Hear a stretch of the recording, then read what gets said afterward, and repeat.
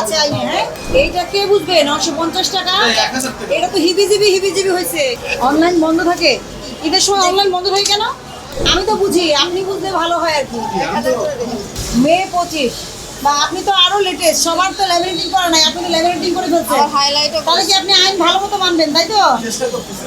আচ্ছা, চেষ্টা করে যদি আপনি মানে চেষ্টা সফল না হলে তো হবে না, কিন্তু ওই চেষ্টার দাম নাই কিন্তু। হ্যাঁ, ঢাকা টু কালীগঞ্জ ভাড়া 1030, আর ঢাকা টু সাতক্ষীরা 960। আমি একটু ডেমো টিকিট দেখবো, এটা কি অনলাইনে নাকি অফলাইনে? অফলাইনে বিক্রি করতেছেন? একটু দেখি। মানে একটা টিকিট বিক্রি হয়েছে, এমন একটা টিকিট দেখার। এগুলি কোচ, তাই তো?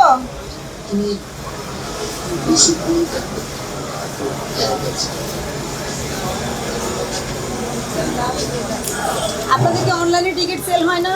হ্যাঁ, অনলাইন বন্ধ থাকে ঈদের সময়। অনলাইন বন্ধ থাকে কেন? কয়টা গাড়ি আপনাদের? 3-6 সিট ভাড়া। এইটা কত টাকা লিখেছে? 950। এই দাঁড়ান, এইটা কে বুঝবে? 950 টাকা। এটা তো হিবিজিবি হয়েছে। লিখছেন সব। 1000 টাকা ওঠাই সিস্টেম লিখা। এটা 1000 কে পড়তে পারবে? এটা 1000। আরো কয়েকটা টিকিট দেখান আপনি। 10টা টিকিট 990 করে। রেট কত? দেখো কালীগঞ্জ, দেখো কালীগঞ্জ কিনা। কালীগঞ্জ কালীগঞ্জেরই টিকিট বিক্রি করেছেন। এটা কত? এটা 1000 করে বিক্রি করছেন। 1030 পর্যন্ত আপনি নিতে পারবেন। বুঝছেন? হ্যাঁ, সেটা তো বুঝতে পারছি। আপনি বুঝলেই হয় যে কতটুকু আপনি নিতে পারবেন। আমি তো বুঝি, আপনি বুঝলে ভালো হয় আর কি।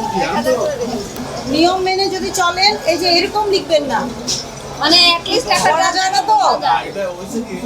আপনি এই জিনিস যে 1000 লিখছেন, এটা প্রমাণ করতে আপনাকে অনেক বেগ পেতে হবে। ঠিক আছে?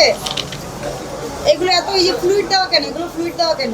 এটা বুকিং থাকে তো, নাম্বার দিয়ে বুকিং থাকে তো। হ্যাঁ। এই মাসে শুধু মুছে দিয়ে দিই। তাই সাভার থেকে টিকিট দিয়েছেন? সবার থেকে উঠবে। আবার থেকে উঠবে।